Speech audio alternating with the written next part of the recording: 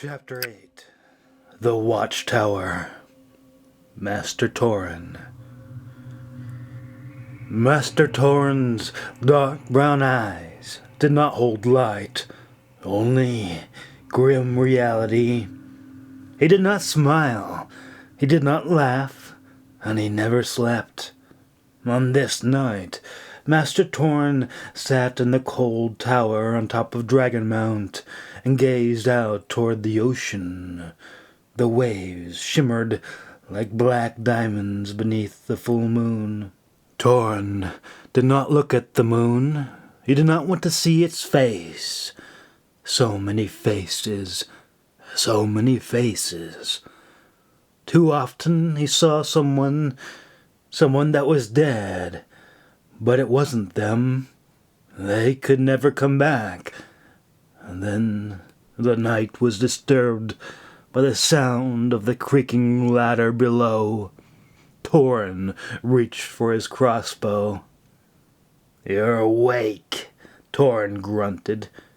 Tauren rarely talked, but he did so sparingly, and one of the ways to avoid conversations was to beat Simmons from stating the painfully obvious, and to put a cork into the endless questions. Simmons grimaced as he bonked his head on the low ceiling and closed the trap door below him and crouched until he was able to make himself comfortable on a wooden bench across from Tauren and pulled out his spyglass. The silhouette of a black wing strafed across the moon like an obsidian blade. "I can't sleep with that drake flying around," Simmons grunted, and then frowned as he noticed the crossbow. "Cora said you have been carrying that around all over the place," Simmons remarked. Tauren said nothing.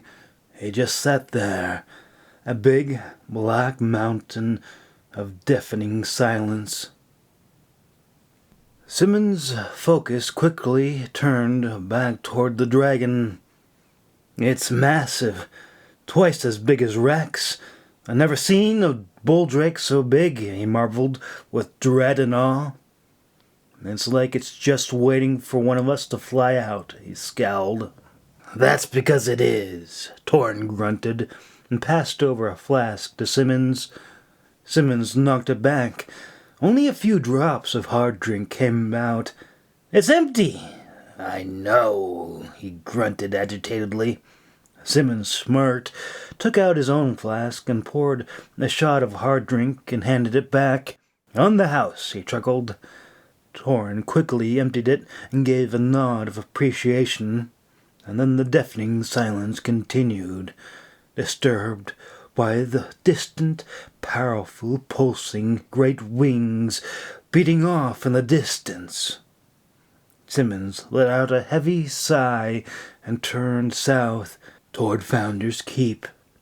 Founder's Keep housed the mages and their collective guilds, whom guarded and protected their sacred library, while Dragon Hall was part of the same mountain fortress. Founder's Keep was kept separate. It was a steep, winding stone staircase down to the grassy basin where Dragon Hall had its own small slice of real estate walled off and guarded at all times. Founder's Keep didn't want any of their apprentice mages from sneaking out, and Dragon Hall didn't want them sneaking in. Simmons turned his focus to the east, to the great and wonderfully prosperous Glendon City. Glendon was the largest port city in the nation. It was the capital and the heart of all of Marne. "The last thing we need is for that dragon to go romping around downtown or try to make a nest on top of Founder's Keep. The Overseer wouldn't like that one bit." Simmons grinned when he heard Tauren let out a soft, rumbling chuckle, but that was all he could coax from him, and so he went on, resuming the awkward, one-sided conversation. "It would be easier for us if it did. Savell would smite the thing with lightning," he added. She would smite us if it torched her school, Tauren warned. Simmons' smile faded. The thought was a sobering one. He did not fear Lady Savelle, but the thought of failing to protect Founders twisted his guts up into knots. Being a mage himself, he had a soft spot toward Founders Keep. Simmons let out a heavy, grim sigh. He knew Tauren was right. There was no telling what the feral drake would do once it got tired of trying to get into their colony and get after their hen drakes. Right now, it was waiting to swoop down and pounce on them the moment they went out to take off from the landing platform at the main cave entrance. The same thing happened to Nora. She had been unlucky to survive. Simmons wondered if he had been knocked off his own dragon, if he would have been able to swim with all his gear on. It probably wouldn't even matter. The fall was so far down, and the rocks, those jagged rocks waiting at the bottom, that's what would do him in. He remembered finding one of the female recruits, spotting her bloated, broken body bobbing up and down. Supposedly, one night she had left from the landing bridge. Many recruits simply quit. Many could not stand waiting for so many years. Some recruits quit sooner than others, but she had been so close and had been so promising. She reminded him of Nora. He never could have imagined that she would ever end her life. Simmons wished he had spent more time with her. Perhaps just a hint of encouragement might have been enough to keep her from losing hope. Maybe we can go down to Founders and grab a few good field mages that specialize in destructive elemental magic, he suggested. Were you planning on tickling it with fire? Tauren grunted. What should we do then? Simmons asked. Same thing as we always do. Send out a goat or a piglet onto the landing platform, lure it down and shoot it from afar, Tauren insisted. Simmons grimaced as he tried to take another look with his spyglass. He couldn't find it anymore, but he could hear it. He could hear the wings circling overhead like the sound of a sharp sigh slicing through wheat. I know a few mages that are good with lightning, he offered. A well-placed bolt from a ballista will work just as well. And besides, I've seen weather mages in action. They're just as likely to strike any one of us as they are what they're aiming for. Besides, I don't need Sybil over here telling us what to do and how to do it. This is our outpost. This is our job. We are supposed to deal with dragons and to patrol the coast. We aren't doing any of that while we're locked down. Besides, we have our own mages. That's why we recruit them, remember? That's gotta be a record-long conversation.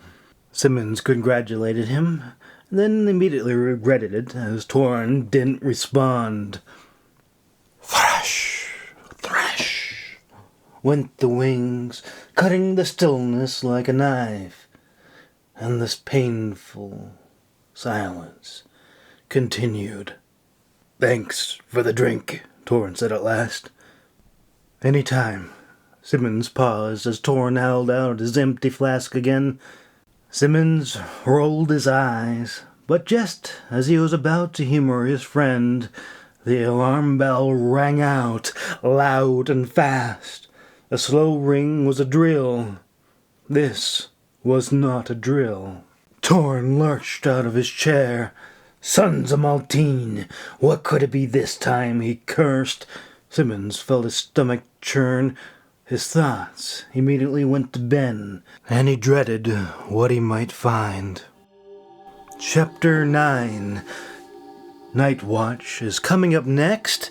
And I just wanted to remind you that subscribing to the channel is 100% free, and you might miss the more stories, more chapters that I'll be uploading. Thank you so much for pressing the like button and your comments.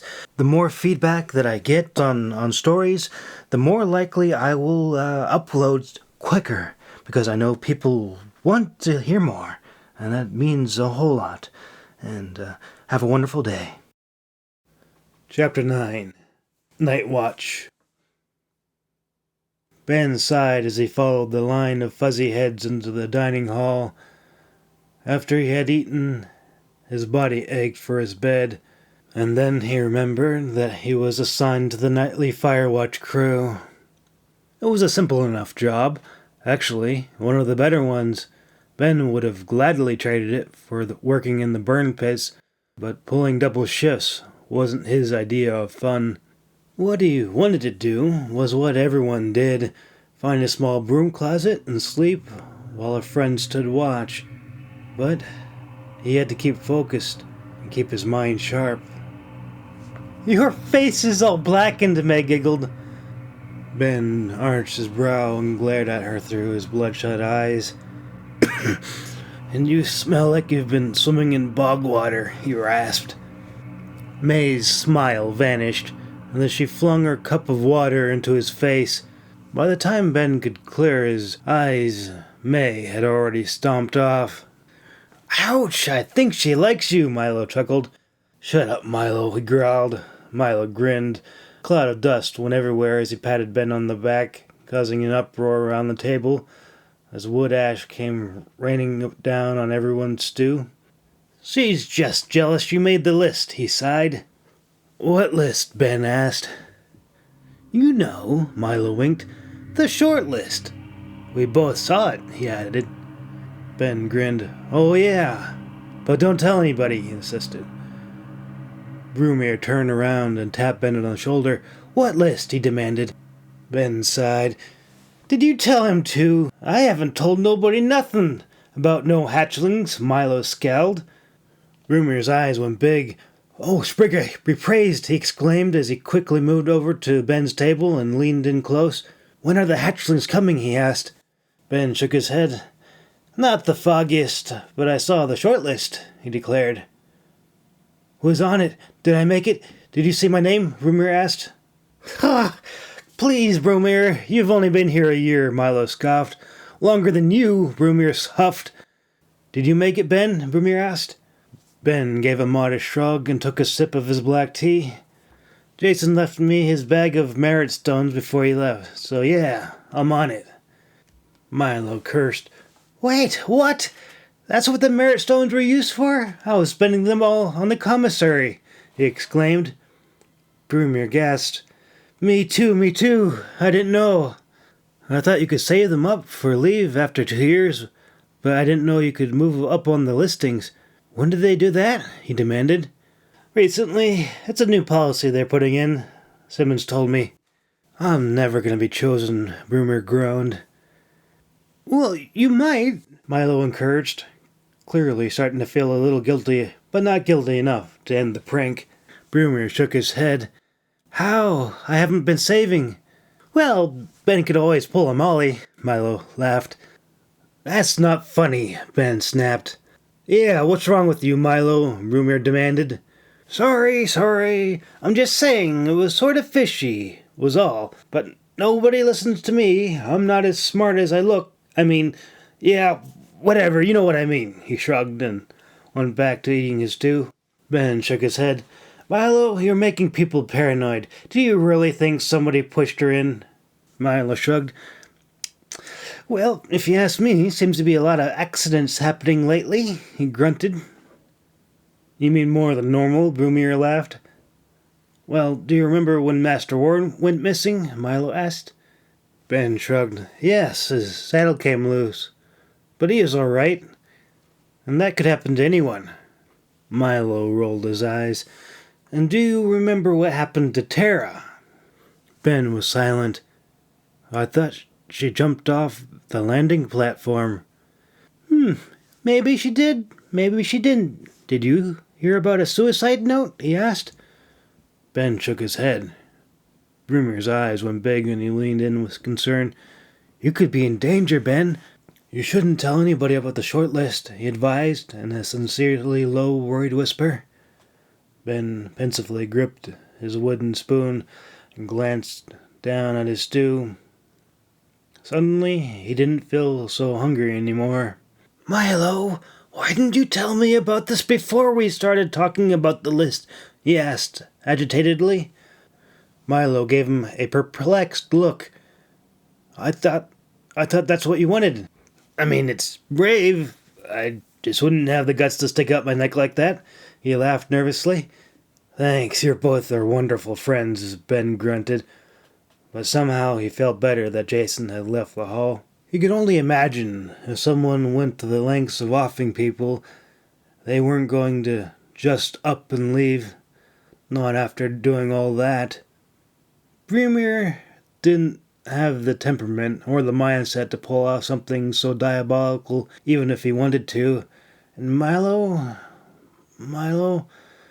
Ben wondered. No, Milo was a goofball, and he hadn't been around long enough to get that discouraged or to start offing fellow recruits. If anything, he was desperate to make friends. Milo was a lonely loudmouth who practically screamed for attention.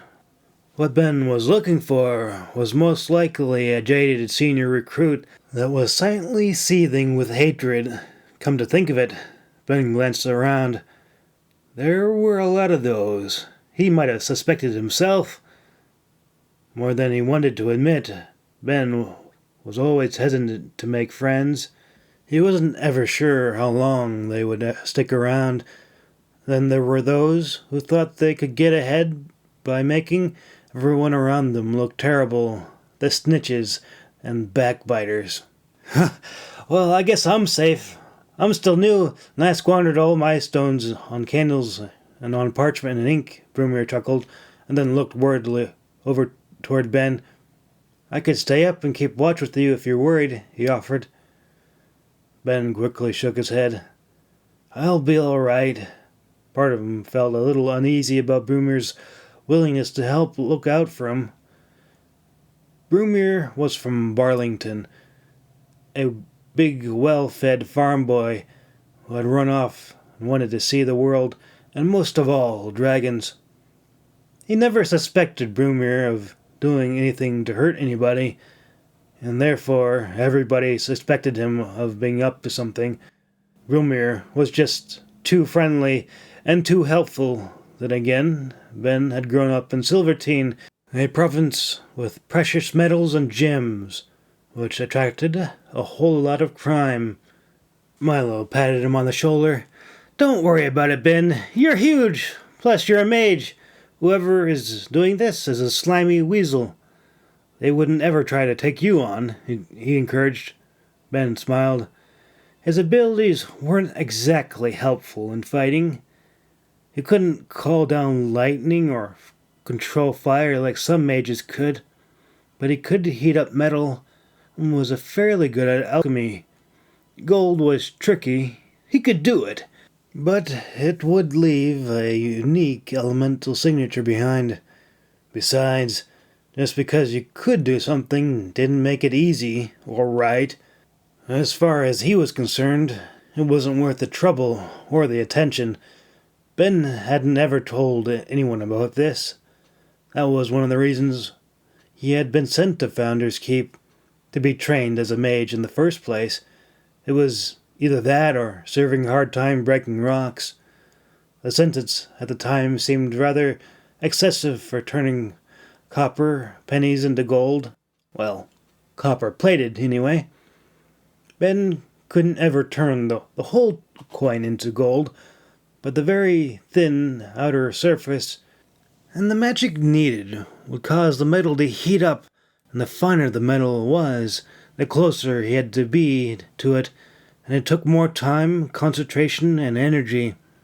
If he wanted to turn a whole copper or silver coin into pure gold, it would be a grueling 12-hour process, and if he didn't manage to cause a fire, die of heat stroke, or go blind from the light, You'd be very sick and have horrible vertigo for days after. Not to mention the reward for turning over lawbreakers to the authority was far more than he could ever make. And whatever you do, Milo whispered conspiratorially, don't fall asleep, he teased before wandering off to the barracks. Ben shook his head. Milo was always a clown. He tried to remember what he looked like before coming into the hall. A big mess of hair going every which way. The hair was gone now, but his goofy grin and wild green eyes remained. He always stuck out like an obnoxious red buoy in a sea of fuzz. No, Milo couldn't get away with anything, which was unfortunate, as he was always up to some sort of mischief or practical joke. But that idiot grin always gave him away. Ben couldn't help but find this oddly endearing, but only time would tell if Milo would stick around long enough to form any kind of meaningful friendship. It was easy to get discouraged. Everyone always left eventually. Once curfew came around, Ben wandered into the lounge where the lanterns were distributed amongst the blurry-eyed recruits. You're with me, Ben. We'll patrol the east wing, Tauren declared. Ben yawned and gave a nod and followed along. You look tired, Tauren remarked. Ben nodded. Yeah, I was in the burn pits all day, he croaked. I can take first watch, Tauren offered. Ben shook his head. Nah, you go ahead. I got a lot on my mind, he replied. Tauren shrugged. Suit yourself. I wouldn't be able to sleep if I were you either, he remarked. What do you mean by that? Ben asked. Tauren smirked. If I was put on the short list, I wouldn't be able to sleep either. It must be nice being a mage, getting preferences over other folks who have been here forever. I didn't know they did that, Ben remarked. He glanced over toward Tauren, and then he felt a little bit better. Tauren seemed fairly scrawny, and not that much of a threat. Bitter, yes. Potential creeper that might want to murder him while his back was turned? Perhaps. But Ben wasn't worried about him trying anything, at least not tonight. Well, it only makes sense. They keep changing the rules to pick out their favorites. When you've been around as long as some of us have been, you see it happen all the time, Tauren grunted. Don't get discouraged. Master Tauren and Morn aren't mages. You'll make it, Ben assured him. Ha! Yeah. I'm sure Warren Fox made it. His father is the senator of Glendon Province, Tauren scowled. My father works in the mines in Silvertine. My family isn't wealthy at all, Ben reasoned. And Tauren wasn't in the infantry, and he's missing half his face, he added. Tauren was silent for a moment. Yeah, I suppose Master Tauren is all right, he agreed, and then paused. You're a bit big for a mage. You could have been a guardian, he chuckled. Ben gave a shrug. It wasn't exactly a choice. How do you mean? Oh, I get in a bit of trouble. So is either founders or hard labor breaking rocks, he laughed. Well, you're not all that bad either, I guess, Tauren chuckled. I suppose you had to be pretty powerful, huh? Ben shook his head. No, I wish. I never could get the hang of the heavy elemental magic, he lamented. Oh, no lightning bolts or fireballs, huh? Well, that's too bad, Tauren chuckled as he pulled out a long loaf of bread and offered it up for him to pull off a piece. I snuck a little something from the kitchens, he declared with a grin. That's all right. I don't like eating while near the stables, Ben insisted. Tauren smiled. You're pretty smart for a tough guy, he laughed as he stuffed it back into his shirt and unbolted the heavy door. Looks like everything's quiet. Yep, Ben agreed. But just when he turned around, he found himself trapped by two heavy-set, rough, middle-aged recruits. Who else is on the short list? Jasper demanded. Jasper wasn't at all the sort Ben wanted to cross, judging by the scars and tattoos on his arm. He had lived a very colorful life on the ocean before coming to the hall. K-Bar, on his left, sported a similar sleeve, and his face was scarred, and he had one ripped ear. But it was not their tattoos or their muscles that scared Ben. It was the heavy crossbow in Jasper's hand. Ben nervously moved away from the stairs. "What list?" he asked. Roran walloped him over the back of the head. Ben cursed as he was sent tumbling forward. Before he could recover, Jasper kicked him in the face.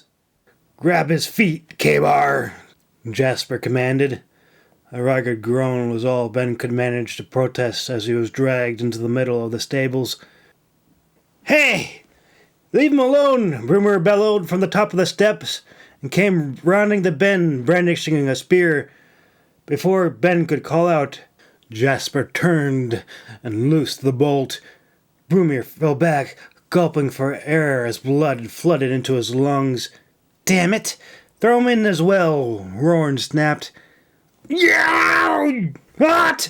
K-Bar howled. "My belt! My pants! My belt!" he yammered as he began running about frantically as the hot metal turned bright red, burning away the leather belt and trousers until they fell away. Roran ran forward and gave a jump kick to Ben's ribs, causing him to lose focus on the casting the spell. Roran came again with another vicious kick, but Ben latched onto his leg and bit down onto the tendons, growling like a pit bull as he tore into flesh and muscle. Before Jasper or K-Bar could leap upon him with their drawn daggers, Ben had Roran onto the ground and thrashing about, obstructing their view in the cloud of ashes. Roran howled as his ankle was shattered, but before Ben could rise, K-Bar pounced on top of him. Ben saw the flash of steel and then heard a wailing, shrieking roar. Ben and K-Bar turned. Milo came barreling into the stables and rammed the heavy, leaf-shaped boar spear through K-Bar's torso. K-Bar's screams were cut off abruptly by the horrible snapping of jaws. In an instant, Rex separated K-Bar's head from his shoulders and disappeared into his stall. The dragon thrummed happily as he proceeded to crack open the skull like a nutcracker on winter's day. K-Bar's headless body continued to scream, continued to howl, until finally Ben ran out of breath and realized the shrieks were coming from himself. Finally, the alarm bells began to ring. Roran and Jasper bolted. Ben snarled as he came up from behind Roran and shoved him headfirst into the stone archway, knocking him out cold, and continued up the stairs. Jasper spun around and slashed at him with his dagger. Ben ignored the horrible laceration on his chest and tackled him to the ground, and they began the life and death struggle for the knife as they thrashed about on the stairs. "Filthy mage scum!" Jasper snarled as he clawed at Ben's eyes. Ben cursed as he was forced to turn his head to keep from being permanently maimed, and quickly captured Jasper's index finger, singling it out for destruction. He snapped it back, breaking it like a dried reed. The knife clattered to the ground, and Ben laid into him with all his strength and hatred, weeping and snarling with blood and snot running out of his nose as he rained fists down, beating Jasper's head into the stone step until he stopped moving, over and over again, until Milo's broken sobs of rage and anguish brought him back to his senses. "Oh gods, Broomer, Broomer!" Milo wept. Ben looked up. Milo cradled Broomer in his arms. Broomer's bloody body lay twitching, the heels of his worn-out shoes weakly scraping at the stone steps as he fought for breath. Ben shakily crawled over toward them and put his hands onto his friend's shoulder. Milo turned and pulled Ben down. Help him! Milo pleaded. Ben's voice was hoarse from the smoke and strangled with anger, despair, and fatigue. "Stretcher! We need a stretcher! We need to get to Mender's hall," Ben rasped. "But you're a mage! Milo insisted. Ben struggled to focus. There wasn't much he could do. Founder's Keep didn't exactly train mages how to channel after getting punched in the face. That sort of thing was typically reserved for the sword companions. Hold 'em still, Ben instructed.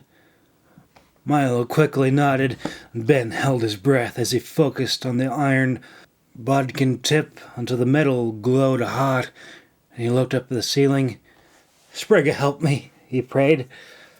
The flesh crackled and smoked, sizzled like putrid bacon as he pulled the bolt out of Brumir's chest. Brumir's eyes fluttered open, and he let out a strangled gurgle as he fell in and out of consciousness. "Is he going to die?" Milo asked. "Not if we get him to Mender's Hall in time. Run ahead. Get help. Get a stretcher. I'll be right behind you," Ben panted as he draped Brumir over his shoulder and hurried back up the stairs. Chapter 10.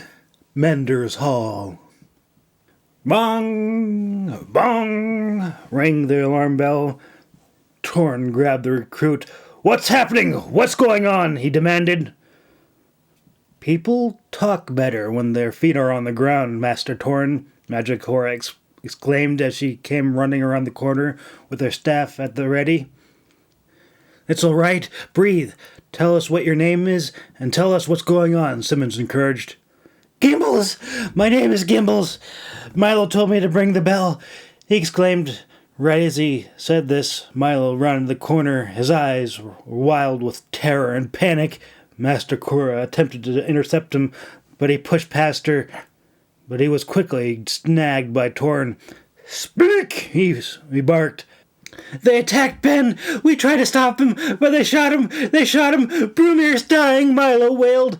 Simmons cursed, and he took off and sprinted toward the stables.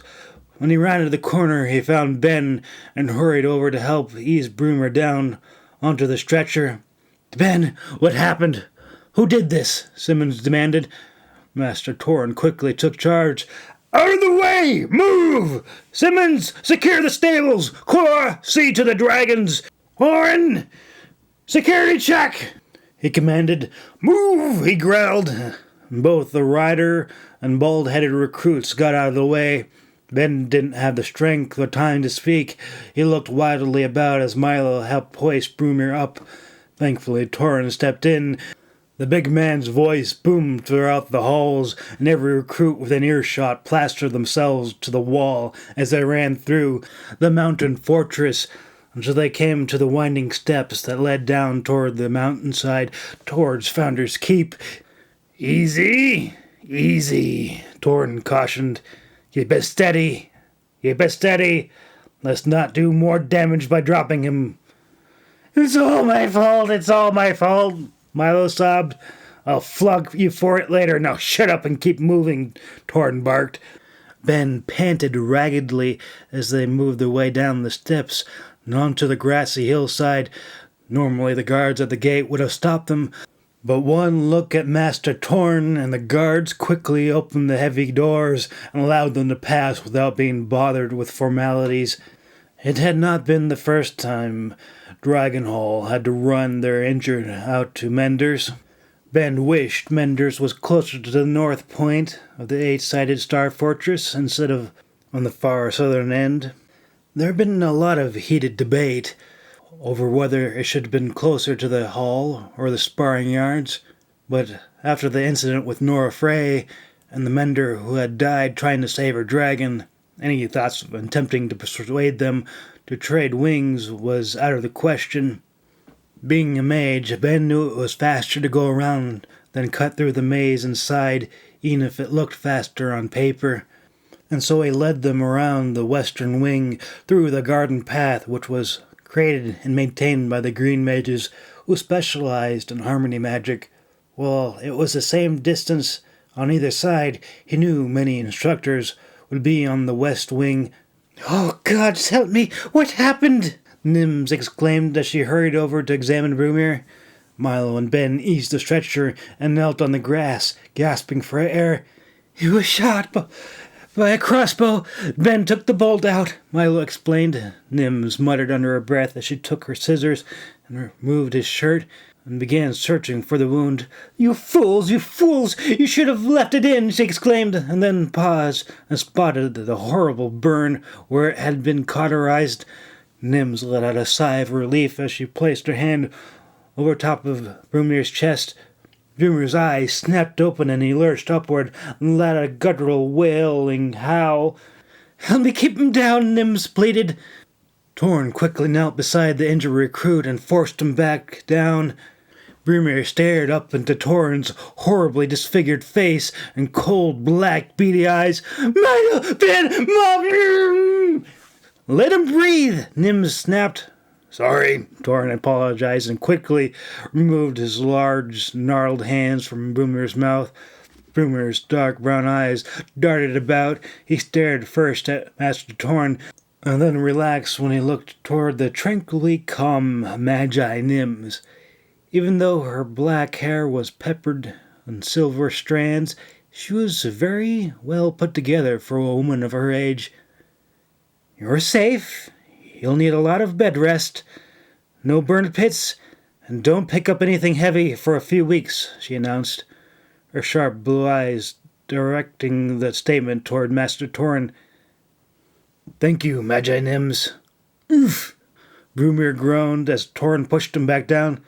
"That's an order, not a suggestion," he snapped. Nims smiled. "Thank you, Master Tauren. These foolhardy recruits will be far more careful if I had you around. Do come and visit more often," she insisted with a warm smile as he helped her struggle up to her feet. "Do you like scones?" she asked. "No." Nim stuck up her nose and took up her blue dress. "Then you can't have any," she sniffed. "Come on, bring the walking wounded," she instructed. Tauren glanced down toward the three recruits. Brumir gulped. Milo grinned and looked toward Ben. "She means you, shovelhead," he chuckled. Ben blinked. "But I'm fine," he insisted. Tauren chuckled. "How many fingers am I holding up?" he asked. Ben's eyes went big when he saw Tauren's disfigured right hand. 8.5, he ventured. Tauren's large fingers and nubs crackled as they balled up into a menacing fist. "How many now?" Ben's crooked grin fell away, and he quickly pivoted around and began marching toward Mender's hall. "Sit over there, and take off your shirt, and try not to bleed all over the place," Nims instructed. "I'm not bleeding," Ben chuckled. "I suppose you don't have a concussion either," Nims remarked. "But I'm fine," he insisted. But the moment he took off his shirt, he saw the horrible bloody gash that snaked across his neck and down his collarbone. Milo grinned as he stuffed another jelly-filled scone into his mouth. "You know, you should work on getting better at dodging things like knives and fists and shovels," he advised. "Sons of Maltine, what happened?" Tauren demanded. "Magi Simmons wanted me to find out who the bastards were that were messing with the locks in the stables, so I was put on the night shift, and then I got jumped. I would have been dragon food if it wasn't for Milo and Brumir," Ben explained. Milo and Brumir nodded. "Simmons put you three up to this?" Tauren demanded. Milo and Brumir pointed toward Ben. Ben gulped. Does this mean we don't get to go flying?" he asked worriedly. Right then, Simmons came running in. Tauren let out an agitated grunt, his dark, beady brown eyes locked onto his friend. "How's everybody?" Simmons asked. Nims glanced over from the counter of herbs and spices and gave him a cold, accusatory stink eye as she nodded toward Ben's massive laceration and star-crossed, battered face. "Gods, that's nasty," Simmons gasped, and then turned and smiled at Brumir. "Glad to see you're doing better," he encouraged, and turned toward Tauren. "All is well at Dragon Hall. Rex had a bit of a snack. There is blood all over the place. But from what I can gather from the dragons, you boys are some tough sons of Maltine.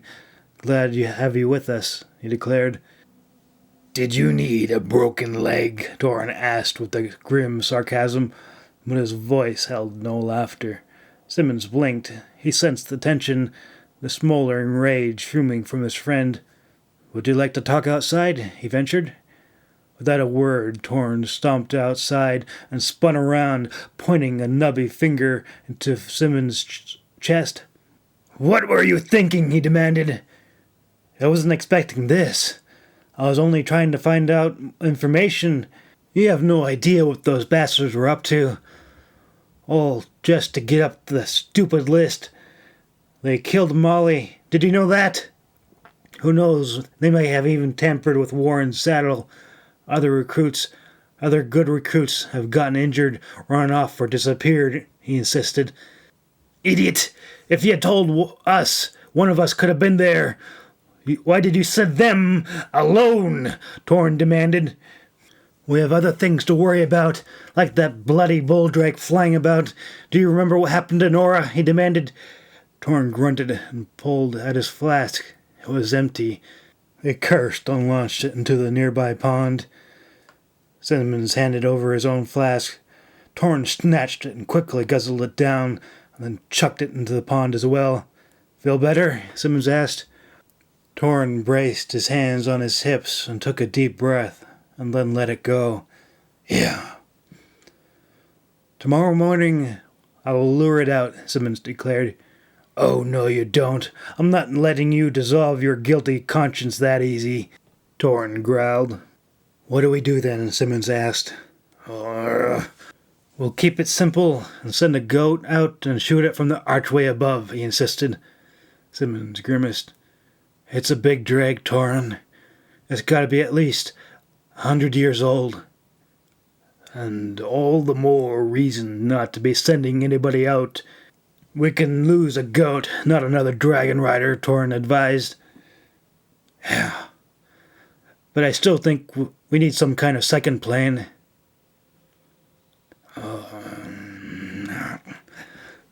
"A second plan can't hurt," Tauren agreed. "Just in case if things went wrong, we could try to convince Adar to help us finish it off. He's a weather mage, and then we won't have to go to Founders. It will be settled in the house," he added quickly. "Weather mages have to be outside under open skies," Tauren growled irritatedly. "Well, I wouldn't let him go out alone. I will lead a group of senior recruits with shields and spears, and—" "Really? Spears? Iron-tipped poles and lightning. Do you know how I got my burns? Simmons, have I ever told you the story how I got all my scars?" Simmons frowned. "Lightning?" "A weather mage in a bloody spear formation," Tauren snapped at him. Simmons ran his hands through his hair and looked down at the ground. "Damn it. I didn't... "No, you didn't, did you? You didn't think. None of you mages ever think. You always run in with a wand in one hand and your other hand up your back pocket looking for glitter and not a clue what's going on around them. You just hide behind everybody and call down lightning," he growled. I get it. But I haven't heard any plan B from you yet, because I don't think that big, ugly, feral bulldrake is going to be happy after you shoot him," Simmons growled back at him. Tauren braced his hands on his hips and shambled about and kicked a rock out of his path. His dark brown eyes glanced about, clearly frustrated. "We'll finish it off with crossbows." "If you can't take it out with a bolt from a ballista, a bunch of little pointy sticks is only going to take it off. And when it gets inside, and it will, what do we do then? How do we stop it from getting into the stables?" Simmons demanded. Tauren's nostrils flared as he paced about. Well, fine. If it wants in, we'll let it in." "So we'll let it in? Are you nuts?" Simmons exploded. Tauren let out a mad cackle and grinned, a big, white, toothy, menacing grin. "We'll build a trap, Simmons," he declared. "We are not letting that inside. It would wipe out the whole colony," he protested. "Not if we block it off. We'll carve out the floor.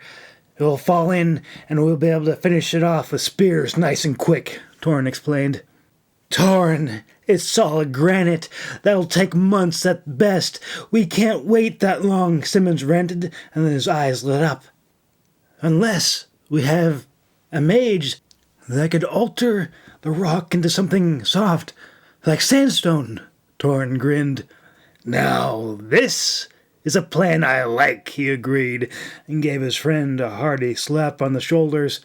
Son of Maltine, this is going to be a long night, and even a longer day. Simmons chuckled. I suppose we better check on our alchemist. Tauren tilted his head. Is that what it's called? I thought alchemy was turning metals into gold. Simmons grinned as he leaned forward and picked up a stone and tossed it into the air. Ha ha! I imagined it's closely related. Turning one rock into another should be simple enough. Hello. I'm the author of Founder's Keep. I'm an independent writer, and if you like what I'm doing and want to help me out, please like and subscribe to the channel. And it's not easy being an independent writer, but your encouragement makes a world of a difference.